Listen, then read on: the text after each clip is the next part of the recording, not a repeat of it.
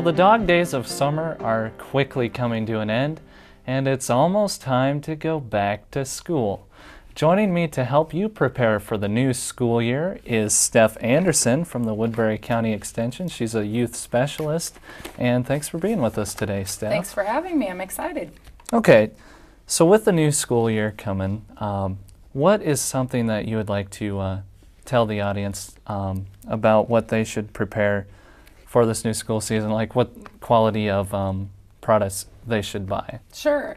Well, I think before you even go to that, I think that it's important to set the right tone with the right attitude. And by and large, especially young children and even middle school and high schoolers, take the tone from you. So if you're excited and you're looking forward to the new school year, your kids will be too.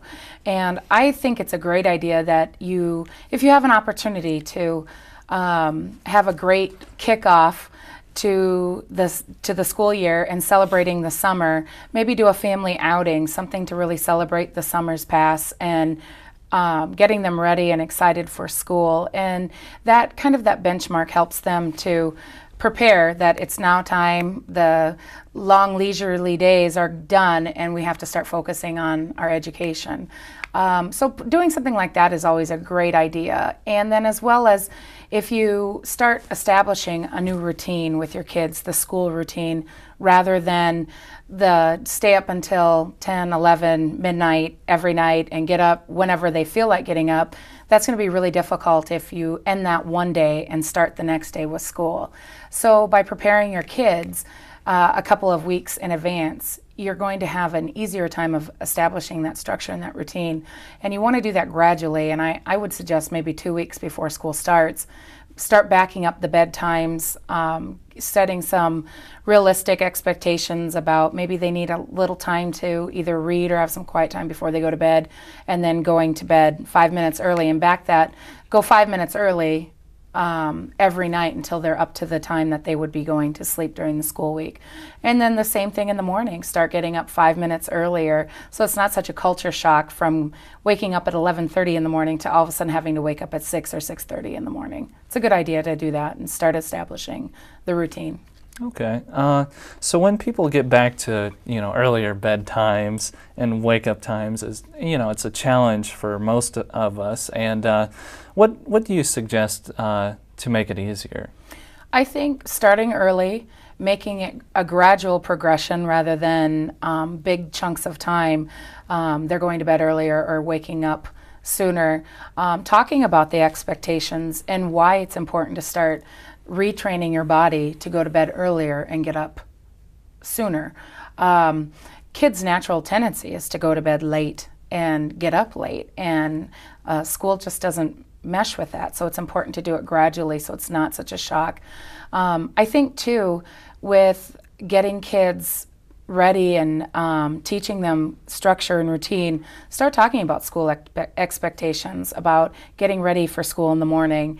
Maybe preparing by putting out outfits the night before, having lunches packed if that's something they do, and actually just communicating that with your children will help immensely. Okay, so what are some disadvantages if people don't prepare 2 weeks in advance with their children and talk about school? I think it's hard. The kids are really tired those first couple of weeks of school because even though you might put them to bed at 9 o'clock at night, they're not used to that, and they're not going to fall asleep easier, and therefore going to get a shorter night's sleep. And our kids do need 8 to 10 hours of sleep a night, and especially our teenagers who don't like to go to bed, they even need it more due to their bodies. And so I think the disadvantages is a matter of making them tired. Therefore, that's going to affect their attitudes, going to affect their school performance, as well as it's important that you start getting their brains warmed back up again from a summer of TV and music and probably not all that much use that they're used to getting during the school year. Our brains are a muscle and they need to be worked just like any other muscle in the body does. And do you think that can affect their health quite a bit as well? Definitely affects their health, also affects school performance. If you start getting them used to some tasks where they have to use their brain, they have to use analytical thinking, they have to do some time management, some organization, you're going to prepare them even better for school and their success will be sooner in school rather than taking a while to reacclimate to the school schedule. So if you do some fun tasks, certainly I'm not advocating doing schoolwork per se during the summertime. However, you can do some really fun activities that really get kids thinking and get them involved in learning without them even realizing that something's going on. Armchair traveling, pick a spot or allow them to pick a spot where they might like to travel. If you have the internet, they have all sorts of opportunities to look up how would they get to that place, how long would it take to travel, what would be the cost, depending on your child's age and grade level. It's amazing what they can do. And even children young who don't have that access, they can certainly dream, and you can help encourage that. You can help them by encourage them to draw pictures of what they think Cairo looks like, something like that. Give them that opportunity, or maybe ask them, you know, what place do you think you'd like to visit, and what do you think is there? Getting them to think about that is great. And if they're older, having them do that quote-unquote research is helpful. They can do reading assignments. I encourage my children to read the paper. It keeps them abreast of current events. And then I have them devise kind of a scavenger hunt in the newspaper for me to do. And they love challenging me. And of course, what they don't necessarily realize is they're reading, they're processing the information, and they're making up the questions and therefore the answers. That's a great activity, and if your child isn't game for that, it might be a scavenger hunt that you devise up from the previous day's paper and let them go through and look. The internet is a wonderful tool for finding worksheets, fun worksheets that involve a whole bunch of different types of learning and involves different types of the brain. That's all very good to get your child thinking and doing. Going to the library, going to the bookstore, picking out a book and reading with one another is just a wonderful way to warm up the brain for the school year. When kids don't necessarily enjoy reading, if you read with them and take turns reading aloud to your child and vice versa, it's a great shared experience. The children absolutely understand that reading is important to you, and therefore it's more important to them. And there's a whole host of great books out. Harry Potter's coming out soon. The latest one, that might be a great place to jump off and start. And if your children are too young to read themselves, read to them. It really gets their imaginations going and starts that working their vocabulary and their reading comprehension. Even though they're not reading, they have to understand the words that you're telling to them. Okay. Now let's talk a little more about school safety. What advice would you give for parents to get their kids to school more safely? Oh, that's a great topic.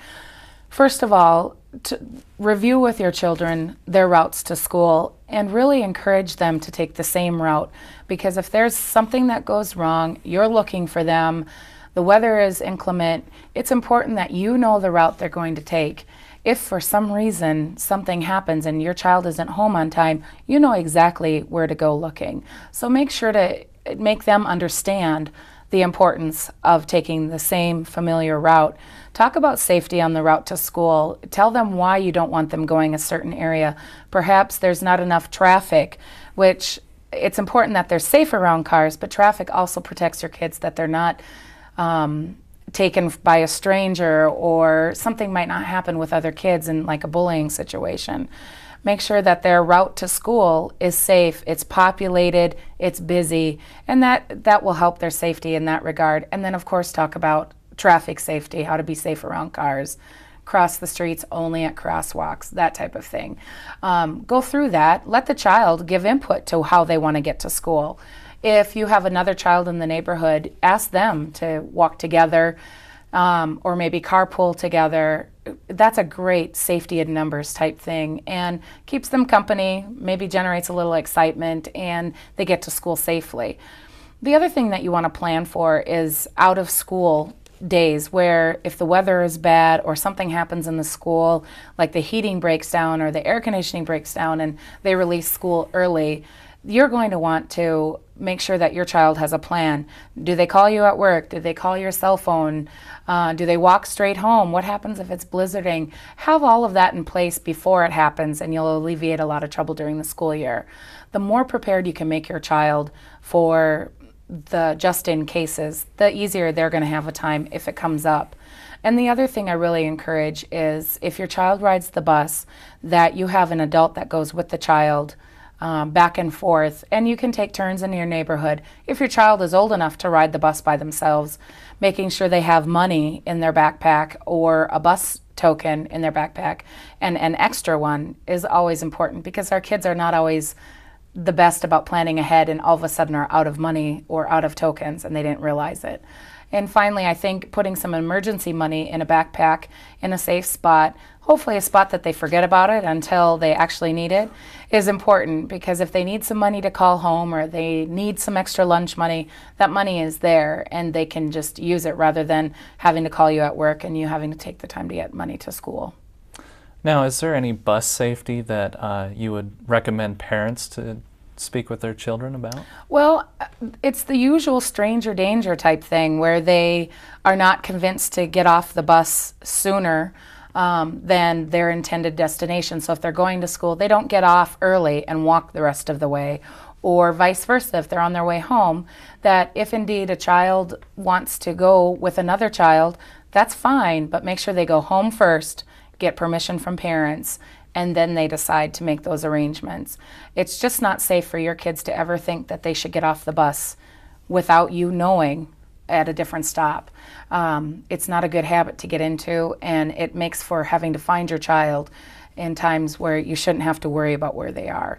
Not talking to strangers, talking about how to decipher between friendly strangers and possible strangers that you just don't know that you shouldn't talk to, i.e. they'd want to talk with the bus driver about questions about the route, or a teacher rather than some stranger on the bus or on the sidewalk waiting for the bus.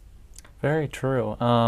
Now, I know we're speaking to a larger city audience, and is there a difference in safety between smaller schools and the bigger schools, or should they, take all the precautions in both sizes of schools? That's a good question. The rural schools, the distances to schools tend to be much greater, and the option of walking to school probably isn't there.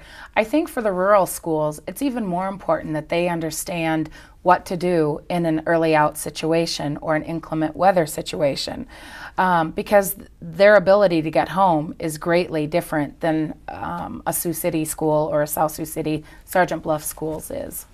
Okay. All right. Well, Steph, thanks so much for being with us today. And if you guys have any questions for Steph or the Woodbury County Extension, your questions can be directed to their website, or you can call 712-276-2157. That's our show today. Thanks for joining us.